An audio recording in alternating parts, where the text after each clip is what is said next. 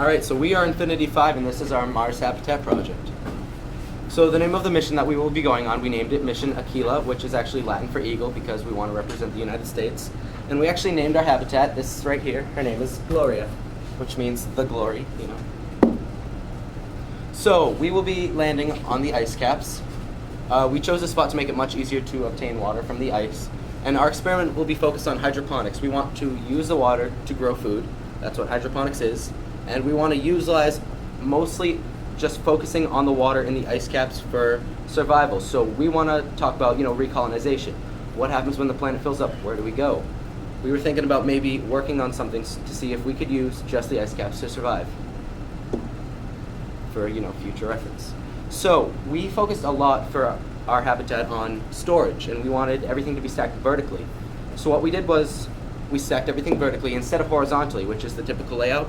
So what we have here is to take the roof off, we have a 16 by 16 layout, and it's only 8 feet tall because if you think about it, the tallest person in our group, which is Dan, can only reach 8 feet. So we only need that much distance because otherwise it's just a waste of space. So we wanted to kind of squish everything down and then expand outwards. So in our habitat we have moving walls right here. We have them, obviously cardboard here, but when we have them in our habitat they will be little wheels on the top and on the bottom, and what you will be able to do is you will be able to move them, connect them, and make different walls. Some of these walls are special because they will be able to not only fold down like this, but they will also be able to open for extra storage. So the whole idea is we want to get as much as possible out. So by having these movable walls, we can create our own spaces, which is really important. We will also have pull and fold out walls in our surrounding walls to save extra space, and we're going to use all of those together to really focus on storage. And those are some pictures. So these movable walls will be made out of very heavy and durable material. We don't want them to wreck, we don't want them to break. And at the same time, they will be perfect because we need to work out somehow. So if these walls are heavy, then it'll be easier. So what you might ask is, how are we going to deal with a fire? Well, we're going to have resistance buttons. What they are is a button. You press it and the resistance for the walls either goes on or off. So if the resistance is on, obviously it'll be harder to push the walls. You will get a workout out of it. But if for some reason we have an emergency and we need to get out, we press the resistance button, walls become very easy to push and slide around so we can escape as fast as possible. To save electricity, this is the Nest. It's actually a learning thermostat. What it means is it learns your schedule, it learns how everything needs to be, and then it does it for you. It saves a ton of energy. And the rest of our power we are going to be getting from solar panels.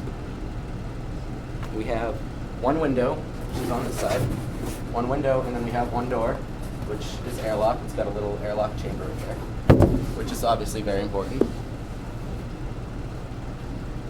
Alright, I did the air revitalization for our project.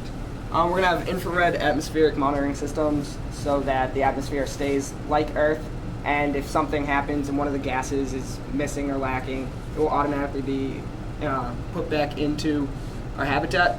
We're going to get the oxygen from plants that are using hydroponics, and that's going to keep filtering out CO2 and just giving us fresh oxygen to breathe, and we're going to use electrolysis. We're also going to have air filtration in the ceiling, so it filters out all the contaminants that could get into the atmosphere on a regular basis. And to add on fire protection, we're going to have in the ceiling, for our movable walls on the ground, there's going to be like a cross here. It's going to be very small, but it's going to be something that the walls can't stay on, so that if there's a fire, we're going to have drop down, kind of like garage doors, from the ceiling in a cross thing, and there's going to be 4 separate containers that are going to be airlocked and CO2 pumped into them, and the oxygen taken out of them. Alright, I did the water portion of our project, and what we'll be doing is when we land up on the ice caps, we're going to be getting a drill.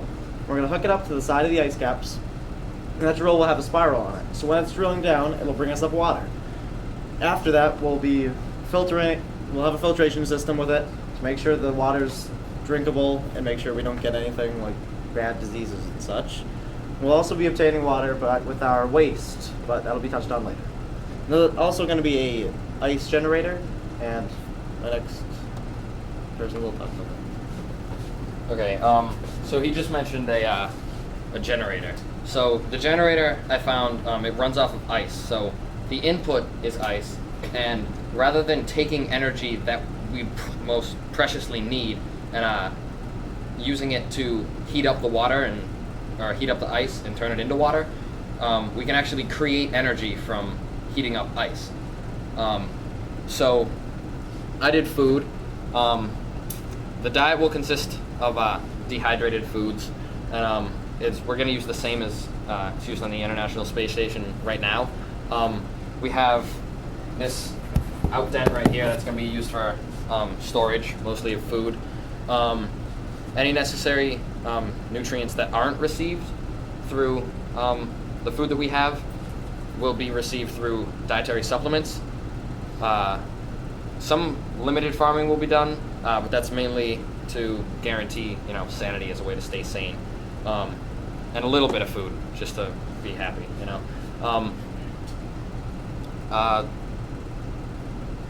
We'll be doing aeroponics and hydroponics on some of the walls. It also adds for a little bit of looks to the room, so it adds a better feel. We'll be using artificial light, fluorescent bulbs.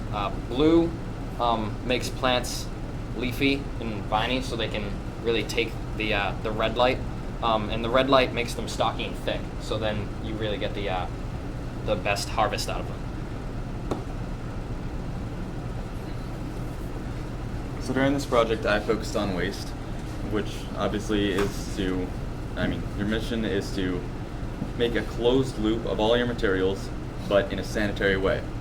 So with urine, or liquid waste, I decided that I would have a little device that would kind of mimic a kidney and extract creatine from the urine. Creatine is used by bodybuilders to build muscle, so after a workout you could, in a way, consume it, perhaps dry it out, make it into a powder, put it in a drink, something like that. And so that would obviously help keep our astronauts fit for the 3 years that they're going to be up there.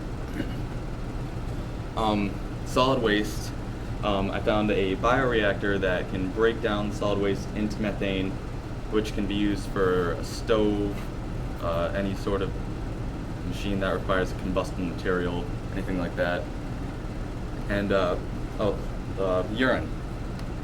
We can extract the water from the urine by using a semi-permeable membrane that has working aquaporins in it.